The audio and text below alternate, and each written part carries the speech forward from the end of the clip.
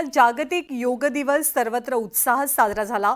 राज्याचे उपमुख्यमंत्री एकनाथ शिंदे यांनी सुद्धा योग दिनाच्या कार्यक्रमात सहभाग घेतलेला आणि याच कार्यक्रमात बोलताना आपण केलेल्या यशस्वी उठावाला 3 वर्ष पूर्ण झाल्याची आठवण सुद्धा त्यांनी करून दिली।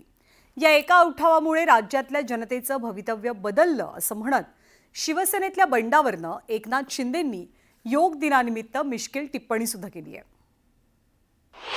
शिवसेनेतील फुटीला 3 वर्ष पूर्ण। योग दिनालाच शिंदेंचा बंडयोग।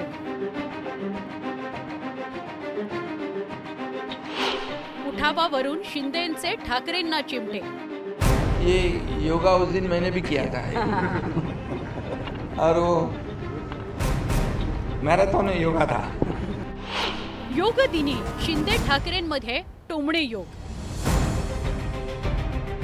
जागतिक योग दिनानिमित्त शनिवारी देशभरात भल्या पहाटेपासूनच देशवासीय योग अभ्यास करताना दिसले। उपमुख्यमंत्री एकनाथ शिंदेंनी शनिवारी योग दिन साजरा केला, पण यावेळी त्यांनी 3 वर्षांपूर्वी आजच्या योग दिनाला जुळवून आणलेल्या बंड योगाच्या आठवणींनाही उजाळा दिला। योग दिनाच्या कार्यक्रमात एकनाथ शिंदेंनी उठावावरून उद्धव ठाकरेंसह विरोधकांवर टोमण्यांचा योग साधला। ये योगा उस दिन मैंने भी किया था और वो मैराथन योगा था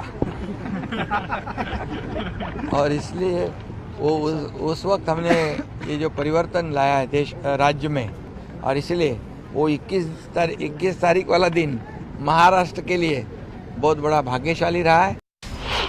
बरोबर 3 वर्षांपूर्वी म्हणजे 20 जून 2022 ला एकनाथ शिंदे 25 आमदारांसह गुजरातला निघून गेलेले। 21 जूनला 35हून अधिक आमदारांचा पाठिंबा असल्याचा दावा त्यांनी केला। त्यानंतर 22 जूनला शिंदे 40 आमदारांसह गुवाहाटीला पोहोचले। त्याचवेळी इकडे ठाकरेंनी मुख्यमंत्रीपद सोडण्याची घोषणा केलेली। 23 जून 2022 ला गुवाहाटीतच 37 आमदारांनी शिंदे यांची शिवसेना विधिमंडळ पक्षनेतेपदी निवड केली। 24 जूनला ठाकरेंनी शिवसेनेच्या बंडखोर आमदारांविरोधात याचिका दाखल केली, ज्यात 16 आमदारांना अपात्र ठरवण्याची मागणी करण्यात आली। 26 जूनला उपाध्यक्ष झिरवळांविरोधातील अविश्वास ठराव फेटाळल्याप्रकरणी शिंदेंनी सर्वोच्च न्यायालयात धाव घेतलेली। 27 जूनला सर्वोच्च न्यायालयानं 11 जुलैची तारीख देत उपाध्यक्षांना अविश्वास प्रस्तावाबाबत प्रतिज्ञापत्र सादर करण्याचे निर्देश दिले। एकीकडे कोर्टात प्रकरण पोहोचलं, दुसरीकडे 28 जून 2022 ला भाजप आणि शिंदेंमध्ये मंत्रिपदावरून बैठक झाली। 29 जूनला देवेंद्र फडणवीसांनी भाजप शिष्टमंडळासह राज्यपालांची भेट घेऊन फ्लॉर टेस्टची मागणी केली, ज्यानंतर सर्वोच्च न्यायालयानं 30 जूनला सरकारला विश्वासमत घेण्याचे आदेश दिले। उद्धव ठाकरेंनी राजीनामा दिला। ठाकरे पायउतार झाल्यावर 30 जूनला एकनाथ शिंदेंनी महाराष्ट्राच्या मुख्यमंत्रीपदाची शपथ घेतली।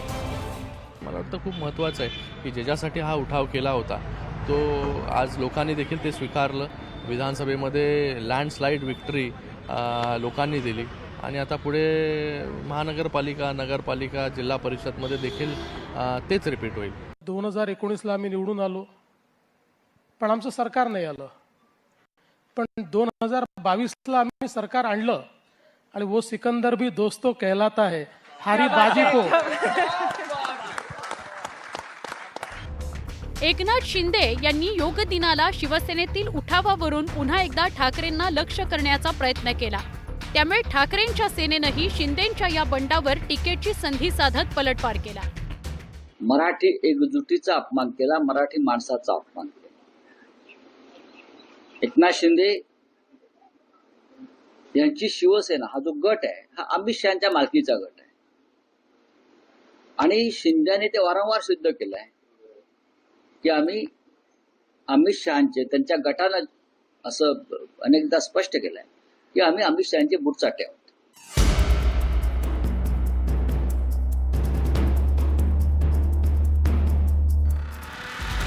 एकनाथ शिंदेंनी केलेल्या बंडानं मागच्या 3 वर्षात महाराष्ट्रातील राजकारणात मोठी उलथापालथ झाली। एकनाथ शिंदेंच्या बंडानं महाविकास आघाडीच्या सत्तेला सुरुंग लावला।